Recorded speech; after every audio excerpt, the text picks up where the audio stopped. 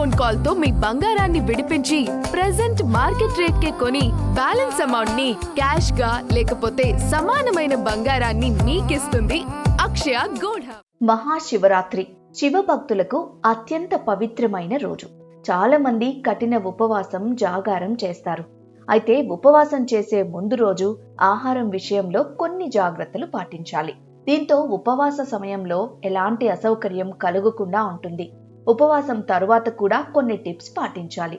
లేకపోతే అలసట, గ్యాస్ట్రిక్ సహా మరిన్ని ఇబ్బందులు ఎదురయ్యే అవకాశం ఉంటుంది. శివరాత్రి ఉపవాసం ముందు రోజు రాత్రి తర్వాత ఎలాంటి జాగ్రత్తలు ఫాలో కావాలో చూసేయండి. ఉపవాసం ఉండాలి కదా అని ముందు రోజు రాత్రి చాలా మంది హెవీ ఫుడ్స్ తింటుంటారు.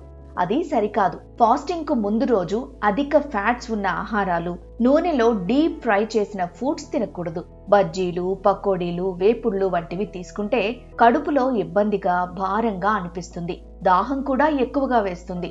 ఇది తర్వాతి రోజుకు కూడా కొనసాగుతుంది.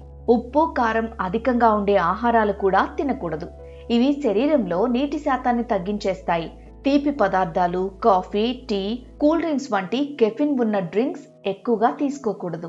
ఉపవాసం ఉండాలనుకున్న ముందు రోజు ఎనర్జీని ఎక్కువగా ఇచ్చే లైట్ ఫుడ్స్ తీసుకోవాలి.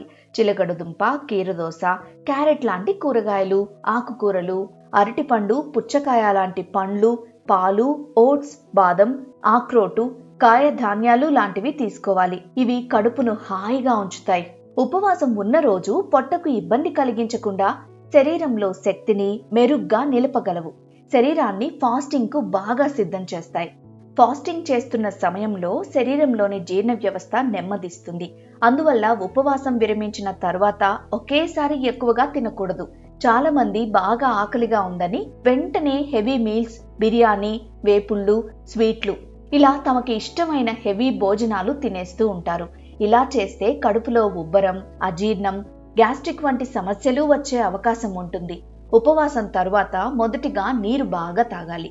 ఆ తర్వాత పాలు, పండ్లు లాంటి లైట్ ఫుడ్స్ తీసుకోవాలి. తేలిగ్గా జీర్ణమయ్యే పండ్లు, కూరగాయలు లాంటివి తీసుకోవాలి. కొన్ని గంటల తర్వాత పూర్తి స్థాయి భోజనం చేయాలి. ఇలా చేస్తే పొట్టకు ఇబ్బందిగా అనిపించదు. మహాశివరాత్రి ఉపవాసం అంటే కేవలం ఆహారం తీసుకోకుండా ఉండటమే కాదు, శరీరాన్ని, మనసుని ప్రశాంతంగా ఉంచుకోవడం కూడా. ముందు రోజు తేలికైన ఆహారం, తగినంత నీరు, విశ్రాంతి ఇవన్నీ పాటిస్తే ఉపవాసం సులభంగా పూర్తవుతుంది. ఆరోగ్య సమస్యలు ఉన్నవారు, వృద్ధులు కఠిన ఉపవాసం చేయాలంటే నిపుణుల సలహాలు తీసుకోవడం మంచిది.